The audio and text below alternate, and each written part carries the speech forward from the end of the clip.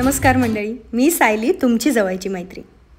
प्रवास माणसाला बरेच वेगवेगळे अनुभव देऊन जातो, नव्या गोष्टी शिकवतो, मनाला भुरळ पाडणाऱ्या गोष्टी प्रवासात पाहायला मिळतात आणि म्हणूनच आम्ही वरचेवर प्रवास करण्याच्या प्रयत्नात असतो. 1 मे 2024 रोजी आम्ही निघालो होतो उटी, कुन्नूर, वायनाडच्या 7 दिवसाच्या भटकंतीवरती. पुण्याहून मध्यरात्री 1:30ची फ्लाईट घेऊन बँगलोरला पोहोचायचं होतं आणि बँगलोरहून मेक माय ट्रिप थ्रू कार बुक केली होती पुढच्या प्रवासासाठी. उटीला जाण्यासाठी तुम्ही कोईमतूरची सुद्धा फ्लाईट घेऊ शकता किंवा मैसूरची सुद्धा फ्लाईट घेऊ शकता. ट्रिप आम्ही मार्चमध्ये प्लॅन करून सगळे बुकिंग्स तेव्हाच करून ठेवले होते आणि आता फायनली या प्रवासाला सुरुवात होत आहे. साधारण 1.5 तासांच्या प्रवासानंतर आम्ही बँगलोरला पोहोचलो. बँगलोरमध्ये टर्मिनल 2वर आमची फ्लाईट लँड झाली. या टर्मिनलचं बांधकाम काही दिवसांपूर्वीच पूर्ण झालं आहे, त्यामुळे सगळं टर्मिनल फिरून पाहायची हौस पूर्ण केली. बँगलोरला गार्डन सिटी म्हणून ओळखलं जातं आणि म्हणूनच तुम्हाला इथल्या सजावटीमध्ये बांबू आणि बऱ्याचशा झाडांचा समावेश दिसेल. आणखीन एक गोष्ट तुमच्या लक्षात येते का बघा, इथली स्वच्छता जी आहे ती खरंच खूप कौतुकास्पद आहे. प्रचंड स्वच्छता तुम्हाला इथल्या एअरपोर्टवरती दिसत असेल. साधारण आम्ही 1.5-2 तास इथे वेळ घालवला.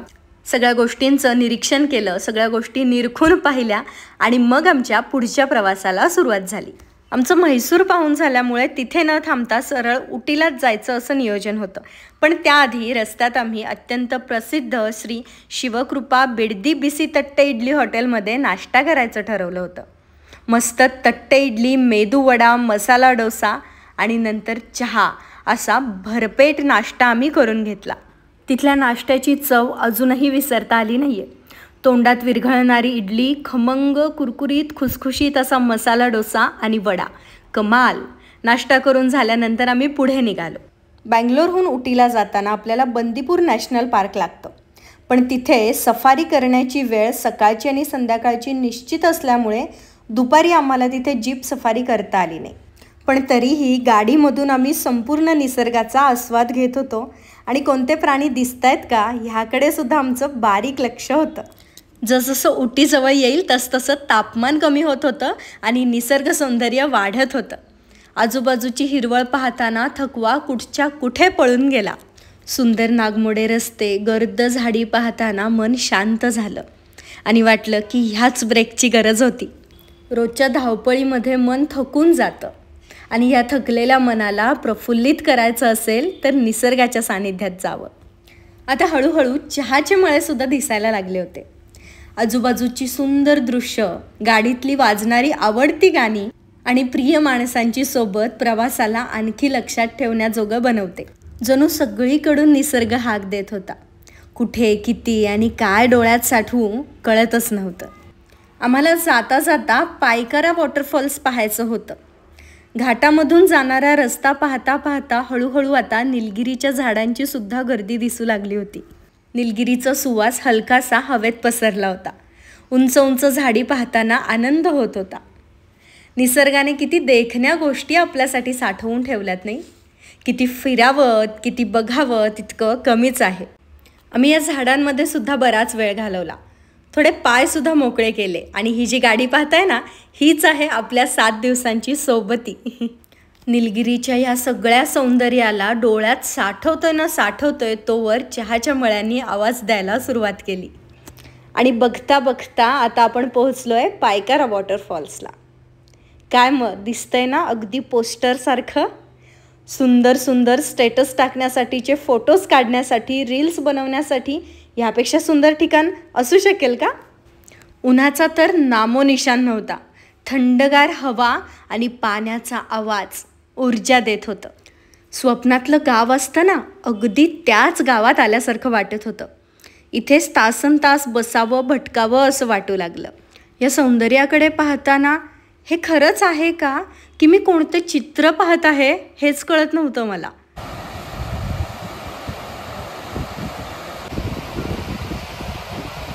मेडिटेशनच्या म्युझिकमध्ये पाण्याचा आवाज ऐकणे वेगळं आणि हा आवाज प्रत्यक्षात अनुभवणे वेगळं. काय शांतता भासते माहिती आहे. फेसाळलेलं स्वच्छ पाणी, दूरवरची झाडी आणि डोंगरावर निळ्याशार आकाशाची चादर होती. निसर्ग मला कुशीत घेऊन कुरवाळत होता. माझ्यातला ताणतणाव नाहीसा व्हावा म्हणून तो प्रयत्नात होता. शेवटी इच्छा नसूनही काढता पाय मात्र घ्यावा लागला आणि आम्ही हॉटेलवर पोहोचलो. आम्ही पोहोचलो तेव्हा बारीक असा पाऊस पडत होता. तो लगेचच थांबला पण गारवा देऊन गेला. अर्थात इथल्या कानाकोपऱ्यात थंडावा तर होताच, पण रिमझिमत्या पावसाने आणखी मजा वाढवली. आम्ही जेव्हा हॉटेलमध्ये पोहोचलो होतो तेव्हा वाजले होते 4. सगळं सामान वगैरे घेऊन आम्ही रूममध्ये गेलो, छान फ्रेश झालो. संध्याकाळचे 6 वाजलेत. आम्ही मगाशी उटीमध्ये पोहोचलो, फ्रेश वगैरे झालेलो आहोत आणि उटीमध्ये आम्ही लेक व्ह्यू रिसॉर्टमध्ये राहिलो आहे. इथे आम्ही विला बुक केलेला आहे. आमच्यासाठी एक विला आणि आमच्यासोबत आणखीन एक कपल आहे त्यांच्यासाठी एक विला आहे. शेजारी शेजारीच आहेत. ह्या विलाचे जे चार्जेस आहेत ते आहेत 4600 रुपये पर नाईट. आणि आता मी तुम्हाला पटकन विलाचा टूर देते आणि त्यानंतर मग आपण रिसॉर्ट फिरून येणार आहोत. तर खूप सुंदर असं वातावरण झालेलं आहे. त्या वातावरणामध्ये मस्त आम्ही सुद्धा आता रिसॉर्ट फिरणार आहोत तुमच्यासोबत. तुम्हाला मी सगळं दाखवणारच आहे, पण त्याआधी आपण विला कसा आहे, रूम कशी आहे ते पाहूयात. चला. तर इथं पहिल्यांदा बाहेरच्या बाजूला आपल्याला 3 चेअर्स आणि छान असा एक छोटासा टेबल दिलाय. आपण इथे बसून गप्पा मारू शकतो, चहा कॉफी घेऊ शकतो किंवा पुस्तक वगैरे वाचायचं असेल तर वाचू शकतो. सो असा हा बाहेरचा व्ह्यू आहे जो की मला खूप आवडलाय. आणि आता आपण आतमध्ये विला कसा आहे ते पाहूया. इथे आम्ही खूप सुंदर अशी छोटी छोटी झाडी सुद्धा लावलेली आहेत. ह्या रिसॉर्टचा आणखीन एक प्लस पॉईंट म्हणजे अगदी 1 किलोमीटरपेक्षाही कमी अंतरावरती उटी लेक आहे आणि त्यामुळे आणखी जास्त गारवा इथे जाणवतो. सुरुवातीला आतमध्ये एंट्री केल्यानंतर इथे लिव्हिंग एरिया आहे आणि तो कसा आहे ते पटकन आपण पाहूयात. इथे छोटासा सोफा सेट आपण म्हणू शकतो. लहानसा असा सोफा आहे आणि ह्या सोफ्याच्या 2 चेअर्स ज्या आहेत त्या इकडच्या साईडला ठेवलेल्या आहेत. इथे 2 चेअर्स ठेवल्यात आणि इथे छान असा टीपॉय ठेवलेला आहे जो मला खूप आवडला. खूप छान गोल असा आकार आहे त्याचा आणि खाली प्लायवूड आहे, लाकूड आहे आणि वरती काच आहे. सो खूप छान वाटलं हे पाहून. आणि ओव्हरऑलच इथलं कन्स्ट्रक्शन जे आहे ते जुनं आहे पण त्यांनी खूप छान पद्धतीने सगळं सेटअप केलेलं आहे. सो इथून तुम्ही जर पुढे आलात तर इथे छोटासा डायनिंग टेबल आहे. 4 चेअर्सचा हा डायनिंग टेबल आहे आणि इथे 2 विंडोज आहेत. इथे एक विंडो आहे आणि तिकडे एक विंडो आहे. इथे छोटासा कट्टा दिलेला आहे. ह्या कट्ट्यावरती चहा कॉफीचा सेटअप केलाय. पाणी आहे आणि हा कॅन पाण्याचा आमचाच आम्ही इथे ठेवलाय. सो ओव्हरऑलच किचन कट्ट्यासारखा हा लहानसा कट्टा आहे आणि सकाळी उठल्यानंतर जर गरम पाणी हवं असेल, चहा कॉफी हवं असेल तर आपण निवांत इथून ते घेऊन या डायनिंग टेबल वरती बसून एन्जॉय करू शकतो. या साईडला सुद्धा विंडो आहे आणि इथं समोरचा सुद्धा व्ह्यू आपण घेऊ शकतो, पाहू शकतो. आपण इथे मस्त बसून रात्रीच्या वेळेला, संध्याकाळच्या वेळेला शेकोटीची मजा घेऊ शकतो. शेकोटी करण्यासाठीची छोटीशी सोय इथे त्यांनी केली आहे. आता आपण बेडरूम पाहूयात कशी आहे ते.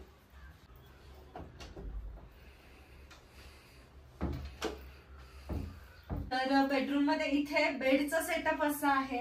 या साईडला तुम्हाला छोटस फर्निचर दिलेलं आहे, त्याला ड्रॉवर आणि खाली आणखीन एक कप्पा आहे आणि सेम त्या साईडला 2 फर्निचर आहेत, 2 बॉक्सेस आहेत, त्याला 2 ड्रॉवर आणि खालच्या बाजूला कप्पा आहे. आणि हा व्ह्यू जो आहे, विंडो व्ह्यू हा असा असणार आहे. ही विंडो ओपन होते आणि इथून सुंदर असा व्ह्यू दिसतोय. आणि त्याच पद्धतीने इथे सुद्धा विंडोज आहेत पण या क्लोज विंडोज आहेत.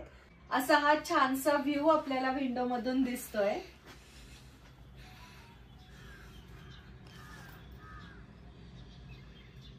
इथे समोरच्या बाजूला मिरर दिलेली आहे तयार होण्यासाठी आणि या दरवाजाच्या मागे इथे कपाट आहे. आपलं जे काही सामान असेल ते आपण या कपाटामध्ये ठेवू शकतो. आणि इकडे वॉशरूम आहे. अत्यंत महत्त्वाचं म्हणजे वॉशरूम खूप स्वच्छ आहे. मी तुम्हाला पटकन दाखवते. अत्यंत प्रशस्त असं बाथरूम, 24 तास गरम पाण्याची सोय. आणि तुम्हाला एक गोष्ट लक्षात येते का, पूर्वी जशी आंघोळीसाठी स्टीलची बादली वापरली जायची अगदी तसंच स्टीलची बादली आणि इथे स्टीलचा मग सुद्धा होता. आजूबाजूला इतकी सुंदरता असताना रूममध्ये बसवेल का? आम्ही बाहेर पडलो. छान रिसॉर्टमध्ये बाहेर फिरून यायचं ठरवलं. या 2 रूम पाहताय ना, या आपल्याच आहेत. फिरता फिरता आम्ही प्रचंड गप्पा मारल्या. आजूबाजूची वेगवेगळी झाडी पाहिली, त्यांच्या फुलांचं निरीक्षण केलं आणि ते सगळं सौंदर्य आम्ही आमच्या कॅमेऱ्यामध्ये त्याचबरोबर डोळ्यांमध्ये सुद्धा साठवलं.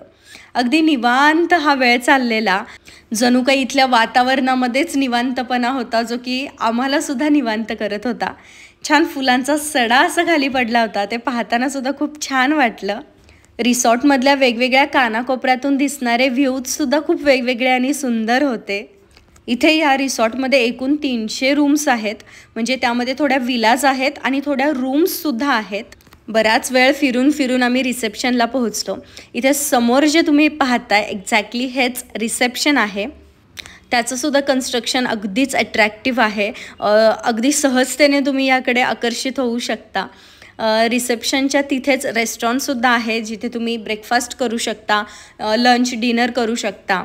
आणि बाहेर प्रशस्त असा लॉनच्या आजूबाजूला प्रचंड अशी फुलं झाडं होती, खूप सुंदर होती. नुकताच पाऊस पडून गेलेला आणि म्हणूनच आम्ही भजी आणि चहा घ्यायचा प्लॅन केला. इथे रिसेप्शनमध्ये आम्ही थोडा वेळ सगळ्या गोष्टींचं निरीक्षण केलं, आजूबाजूला काय काय आहे ते पाहिलं, ह्यांचे रिसॉर्ट आणखी कुठल्या कुठल्या भागांमध्ये आहेत ते देखील पाहिलं. आणि मग आतमध्ये रेस्टॉरंटमध्ये जाऊन आम्ही गरमागरम चहा आणि त्याच्यासोबत गरमागरम असे पकोडे मागवले. इथल्याच जेवणाची चव उत्तम होती आणि प्राईजसुद्धा अत्यंत परवडण्याजोगे होते. चहा घेऊन झाल्यानंतर बाहेर ह्या लॉनमध्ये आम्ही बराच वेळ फिरलो, मस्त बसून गप्पा केल्या, बरेचसे फोटोजसुद्धा आम्ही इथे काढले. इथे वेळ घालवताना खूप छान वाटत होतं. अगदी अशी छान गुलाबी थंडी होती. एकंदरीतच आजचा दिवस खूप छान गेला होता. अगदी निवांत छान वाटत होतं. प्रवास आमचा छान झालेला. रात्रीचं आम्ही जेवण केलं आणि त्यानंतर रूममध्ये मस्त आम्ही शेकोटीची मजा घेतली, कारण तिथे थंडीच इतकी होती. भटकंतीच्या पहिल्या दिवसाचा हा व्हिडिओ तुम्हाला कसा वाटला मला कमेंट्समध्ये कळवा. लवकरच अशाच एका आणखी छान जागेसोबत ठिकाणासोबत आपण भेटूयात. तोपर्यंत स्वतःची काळजी घ्या.